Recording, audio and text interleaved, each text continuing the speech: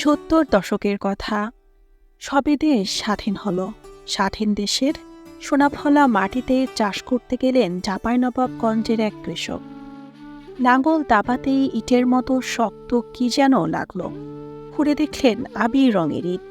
এক ইট, দুই ইট, একে একে 3 ইট।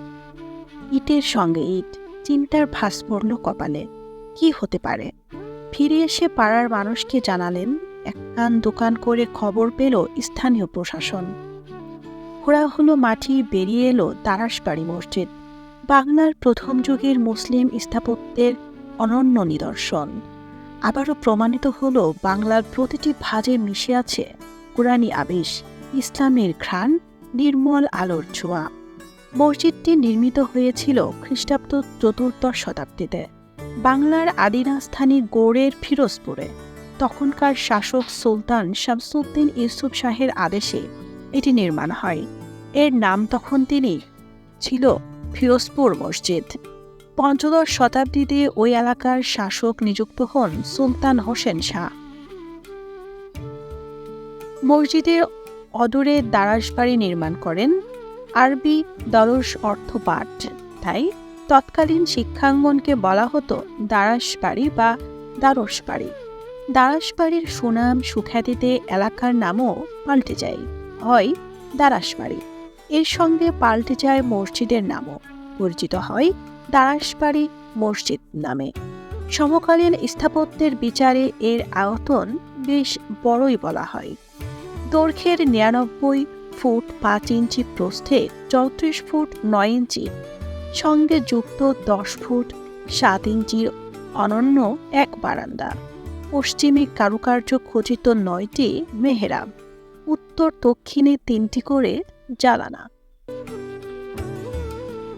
নির্মাণ শৈলী প্রমাণ করে এতে মহিলাদের জন্য আলাদা নামাজের ব্যবস্থাও ছিল। কালের আবর্তে হারিয়ে গেছে ছাদ। পূর্ণিমা রাতে ছাদের আলোয় ভেতরটা ঝলমল করে। চারপাশের দেয়ালটাও চৌলুস হারিয়ে অস্তিত্ব নিয়ে কোনোরকম টিকে আছে। এ মসজিদটি বাংলাদেশ ভারত সীমান্ত ঘেঁষে চাঁপাইনবাবগঞ্জে অবস্থিত। কবিতার নদী মহানন্দার তীর ধরে কয়েক কিলোমিটার ভেতরে। মসজিদের পাশে দিঘির এপারে মসজিদ, ওপারে মাদ্রাসা। একসময় এ মসজিদের মিনার থেকে মুয়াজ্জিনের সুমধুর আজান ভেসে আসত। আকুল হতো মুমিনের প্রাণ, রবের ডাকে ছুটে আসত প্রাণের মসজিদে। কাঁধে কাঁধ মিলিয়ে দাঁড়িয়ে যেত আমির ফকির, ভুলে যেত ভেদাভেদ। পাপের গ্লানি মুছতে লুটিয়ে পড়ত প্রভুর পায়ে, জপন করত সুবহানা রাব্বিয়াল আলা। দিঘির ওপারের মাদ্রাসা ছিল মুকুলে ভরা।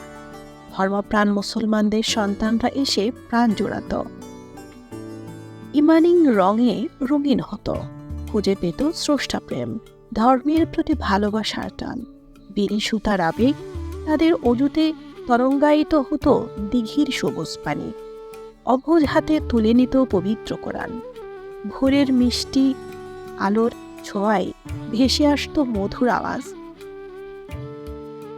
সবই অতীত। অসহায়ের মতো দাঁড়িয়ে আছে ছাদহীন দারাসবাড়ি মসজিদ। এখন আর বাজে না আজানের সুর, ভেসে আসে না কোরআনের ধ্বনি। আবর্তে এক সময়ের সজীব দুটি মুসলিম স্থাপত্য আজ অস্তিত্ব রক্ষার আকুতি করছে। আমরা আশা নিয়েই বাঁচি, আশার মালা গাঁথি, আশা রাখি মহানন্দার অপরূপ সৌন্দর্যে আবারও যোগ হবে দারাসবাড়ির আজানের ধ্বনি।